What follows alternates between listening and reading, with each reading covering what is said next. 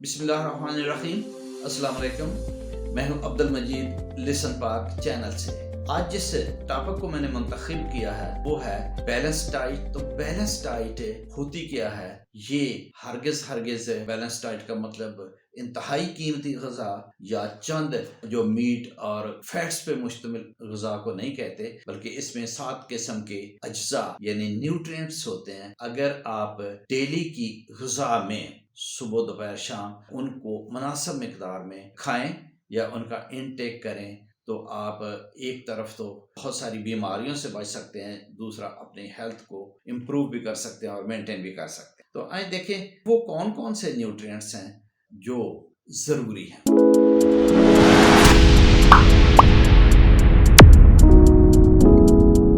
पहला है कार्बोहाइड्रेट। इसका मेन फंक्शन जिस्म को एनर्जी प्रोवाइड करना। इसके सोर्सेज कौन कौन से हैं? इसका सोर्स गंदम, पाकिस्तान हमारा स्टेपल फूड चूंकि गंदम है तो गंदम इसका बहुत बड़ा सोर्स है। फिर राइस, ये भी बड़ी मिकदार में खाया जाता है पाकिस्तान में, ये भी कार्बोहाइड्रेट का सोर्स है। पोटैटो पाकिस्तान में सस्ता भी है, बड़ी मिकदार में प्रोडक्शन होती है, तो ये भी कार्बोहाइड्रेट का सोर्स है। फिर इसके बाद प्रोटीन है नंबर 2 पे। प्रोटीन का फंक्शन ये है कि जिस्म में जो तोड़ फोड़ होती है, डेली हम जो काम काज करते हैं, डेली हमारे सेल्स, हमारे टिश्यूज, इनमें तोड़ फोड़ होती है, पुराने होते हैं, तो इनकी रिपेयर के लिए, इनकी मेंटेनेंस के लिए हमें प्रोटीन की जरूरत होती है। इसके अलावा और भी प्रोटीन के बहुत सारे फंक्शंस, हार्मोन्स के लिए भी, ये नर्वस सिस्टम के लिए प्रोटीन जो है ये जरूरी। तो प्रोटीन जो है इनका सोर्स क्या है, कहाँ से मिलते हैं? ये मीट से मिलते हैं और बहुत अच्छी प्रोटीन जो है बीफ से और मटन में है। ये पोल्ट्री में प्रोटीन है, फिश में बहुत अच्छी प्रोटीन है, एग्स के अंदर प्रोटीन है, दालों के अंदर प्रोटीन है। तो इनमें से ये जितनी चीजें मैंने गिनवाई हैं, तो आप डेली इनमें से कोई चीज भी मुनासिब मिकदार के अंदर अगर खा लेते हैं तो आपको प्रोटीन की जरूरियात पूरी हो सकती है। फिर तीसरे नंबर पे जो न्यूट्रिएंट है वो है फैट्स, जिसको चकनाई फैट्स का फंक्शन क्या है? ये एनर्जी प्रोवाइड करती हैं। आपने देखा होगा कि जब आप फैट खा लेते हैं तो आप ये फील करते हैं कि अब मैं बहुत तवाना हो गया हूँ, अब मैं बहुत अच्छे तरीके से कोई भी फिजिकल काम कर सकता हूँ, एक्सरसाइज कर सकता हूँ।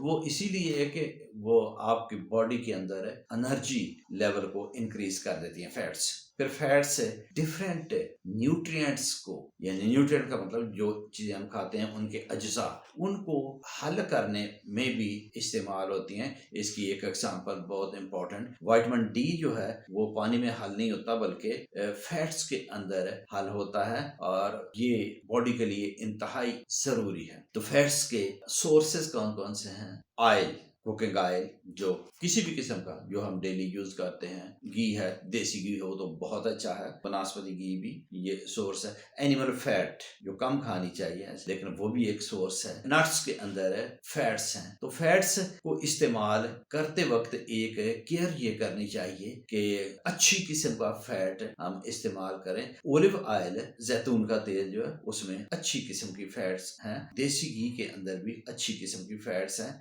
सरसों का तेल ये वेस्ट में अब बहुत पॉपुलर हो रहा है, पाकिस्तान में भी लोग इस्तेमाल कर रहे हैं। और पुराने जमाने में लोगों की सेहतों की, अच्छी सेहत की एक वजह ये भी थी, सरसों का तेल उसमें कुकिंग होती थी। तो सरसों का तेल ये बहुत अच्छी किस्म की फैट है, ये हमें इस्तेमाल करनी चाहिए। फैट्स के बाद फिर है विटामिन्स।